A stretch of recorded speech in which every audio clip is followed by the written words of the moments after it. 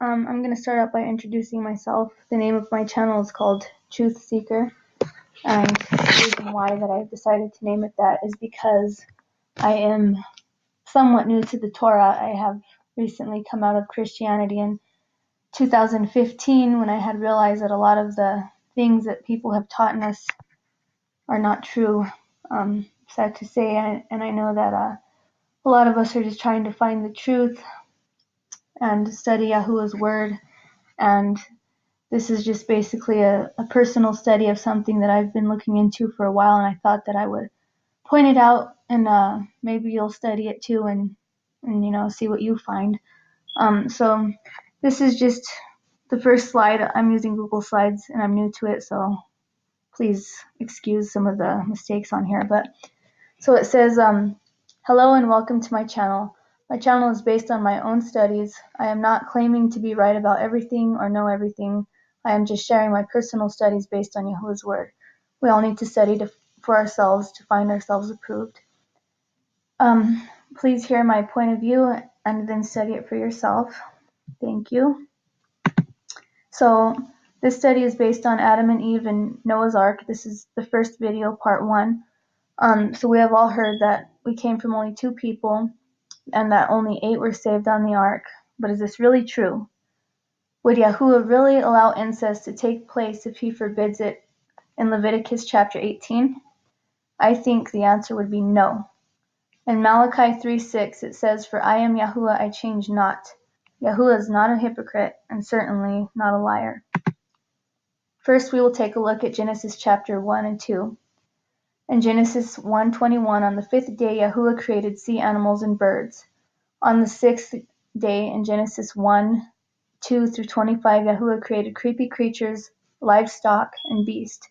He also created man in his image, male and female. He created them in the same day, plural. Let's look at the order of things created in Genesis chapter 1. Number 1, sea animals and birds. Number 2, creepy creatures, livestock, and beasts. Excuse the error there. Number 3, man in his image, male and female, plural.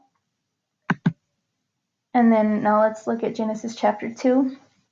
In Genesis 2:2 through 3, Yahuwah rested after all he created on the 7th day.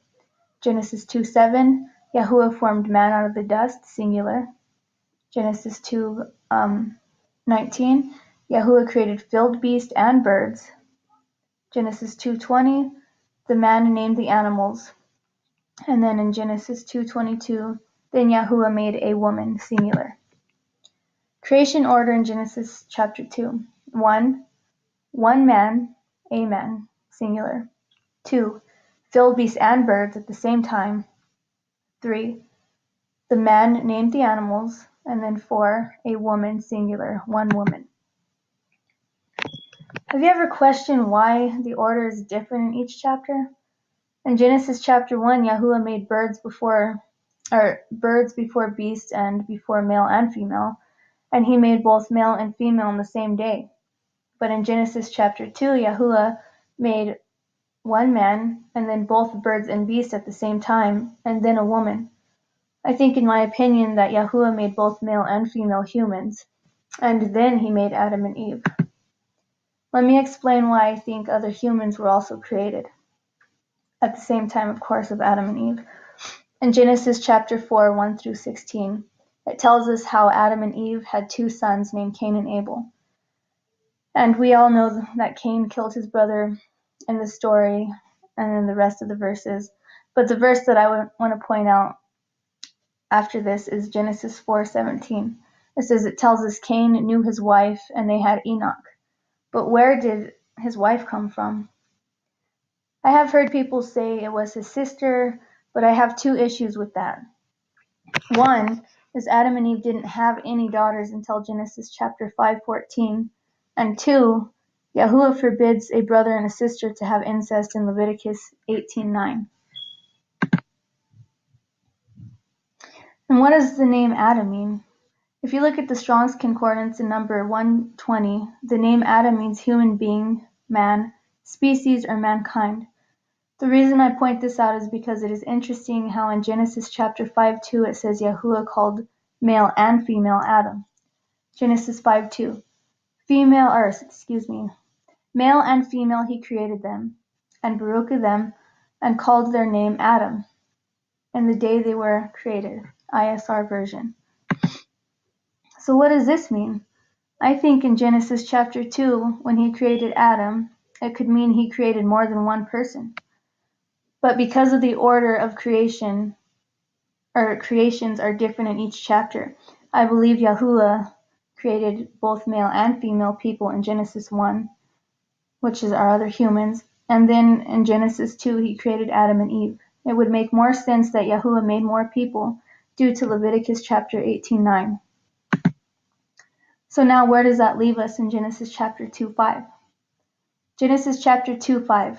Now no shrub of the field was yet on earth, and no plant of the field had yet sprung up, for Yahuwah Elohim had not sent rain on the earth, and there was no man to till the ground. ISR version. Let's take a look at Genesis chapter 1:11. And Elohim said, "Let the earth bring forth grass, the plants that yield the seeds, and the fruit trees that yield fruit according to its kind, whose seed is in itself on the earth." And it came to be so. ISR version. What does this mean if Yahuwah created plants already in Genesis 1:11? Then why would in Genesis 2:5 why would it say that there was no shrub or plant? Also, if he created humans already in Genesis 1:26-27, then why would in Genesis 2:5 say there was no man? Let's take a further look at that. In Genesis chapter 1:11 and in chapter 2:5, if you notice in Genesis 1:11, it's speaking of plants that yield seed and whose seed is in itself.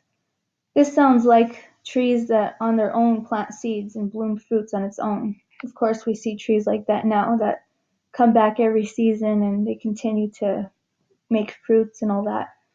But in Genesis chapter 2:5, it looks like it's referring to a garden, plants that for us people that we tend to help them grow. Notice it says plants that have not sprung because it had not rained yet. There wasn't a man to till the ground. So it sounds like they've been planted, but maybe they didn't come up yet. And maybe, I don't think that necessarily means that there was no man at all. But perhaps there wasn't any man tilling the ground is pretty much what I'm saying is it means.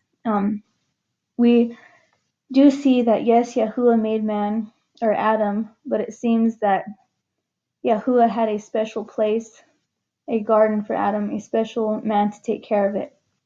In Genesis 2:8-9, it gives us an open mind and something to think about. We need to keep in mind that Yahuwah does not lie, according to Numbers 23:19, and he would not go against his own Torah in Leviticus 18:9 by allowing incest to take place at any time. So on my next video, we're going to be talking about Noah and his family. So come back on the part 2 so that we can go over that as well. And thank you for watching my first video.